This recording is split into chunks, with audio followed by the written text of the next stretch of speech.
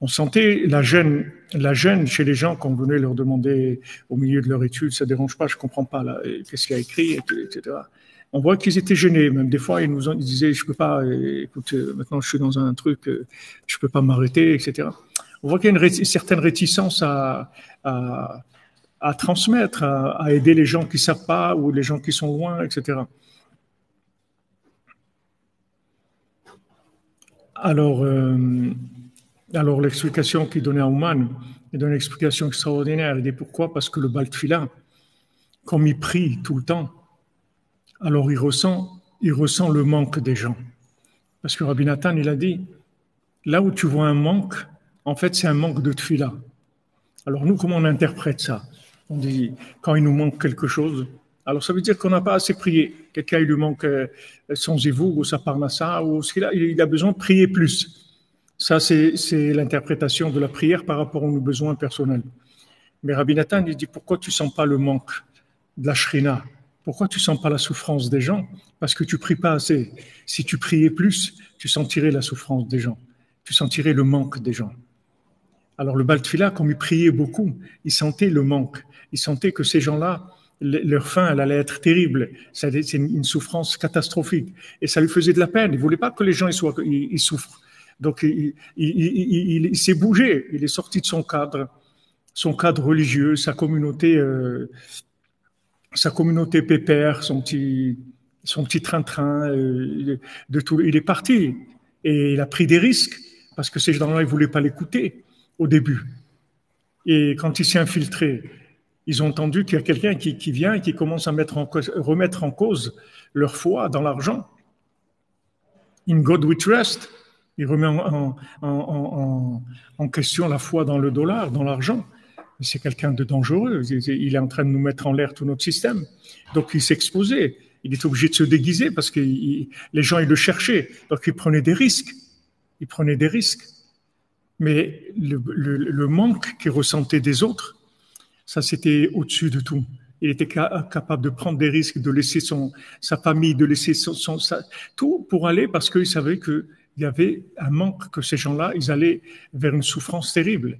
Ils allaient faire des choses catastrophiques, qu'après, pour revenir de ça, c'est très, très difficile. Donc, il a été.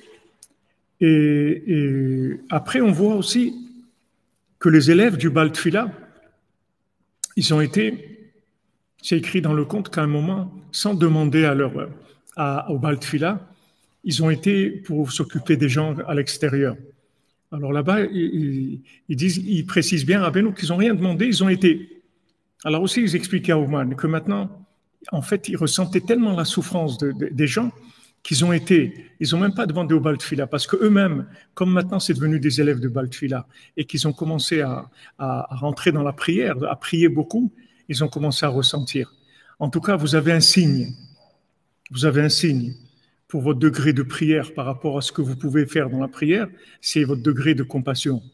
Si vous sentez de la compassion, d'abord pour les gens qui sont à côté de vous, d'abord pour vos conjoints, vos enfants, les gens qui sont dans votre cercle d'évolution les plus proches d'abord, parce qu'il y a des gens, ils sentent le manque des gens qui sont loin, mais ceux qui sont à côté, ils ne sentent rien du tout.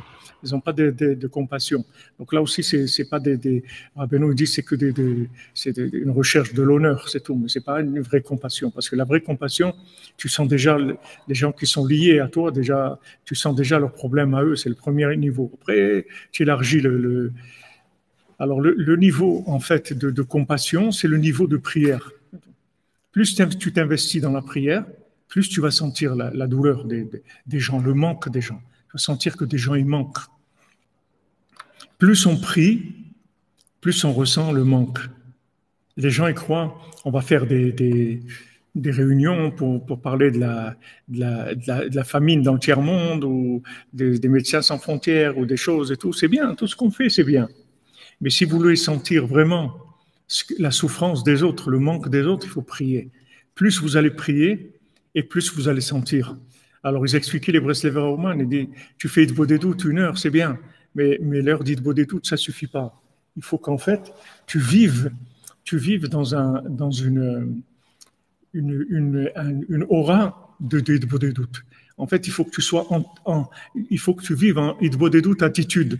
C'est-à-dire que maintenant, Tu vis en communication permanente avec Dieu.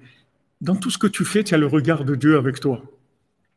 Comme on a vu dans la paracha pour Eretz Israël, que Hachem, il surveille Eretz Israël. Et ses yeux sont toujours sur Eretz Israël. Mais avant de dire ses yeux sont toujours sur Israël, il y a une expression qui dit que Hachem, il est d'Oresh, il est tout le temps en train de chercher, de voir en Eretz Israël qu'est-ce qui se passe. Il est très proche Alors maintenant, en Eretz Israël, on peut ressentir beaucoup plus ça. Mais n'importe où on est dans le monde, si on prie Béhémet, c'est-à-dire qu'on s'investit dans la prière, et pas que maintenant on a fait notre devoir. C'est sûr que déjà faire une heure d'Hitbod et doute, c'est énorme, c'est quelque chose d'énorme. Mais même, c'est pas une attitude, la prière, c'est pas une attitude qui est momentanée, que voilà, j'ai fait ma prière. C'est dans les mitzvot qu'on a vu dans Parashat Ekev. Une des mitzvot assez de la Torah, c'est de prier tous les jours. C'est une mitzvah assez de la Torah. C'est pas un conseil, c'est une mitzvah, une obligation de la Torah de prier tous les jours. Il faut prier tous les jours, c'est une obligation de la Torah. Maintenant, il y a une attitude de devoir dans la prière. Voilà, j'ai fait ma prière, maintenant, qu'on me laisse tranquille. J'ai fait ce que j'avais à faire. C'est extraordinaire, une heure d'Hitbod et doute, je fais toutes mes prières tous les jours, qu'est-ce que vous voulez de moi? C'est beaucoup, c'est vrai. Mais c'est pas tellement la quantité après, c'est une attitude. L'attitude de la prière, c'est Aleshivim Panim de la Torah. C'est-à-dire l'attitude de la prière, c'est-à-dire que tu es en connexion permanente. C'est pas que l'heure d'Hitbod et doute. Hitbod et doute, tu viens, comme on dit, tu vides ton sac, tu parles avec Hachem, etc. Mais cette attitude-là, d'être en connexion avec Hachem, tout le temps, c'est les 70 facettes de la Torah. Et c'est pour ça qu'on veut arriver à construire la maison d'Hachem pour toutes les nations, qu'elles viennent prier ensemble. Que toutes les nations, elles prient ensemble Hachem. Parce que si maintenant on arrive à ce que toutes les nations, elles rentrent dans la prière ensemble, alors là, on va vraiment sentir le manque de la Shrina et le manque de tous les gens sur terre. C'est comme ça qu'on peut avoir de la compassion, c'est comme ça qu'on peut trouver des solutions pour combler les manques des gens, les manques spirituels et les manques matériels, tout. Ressentir le manque.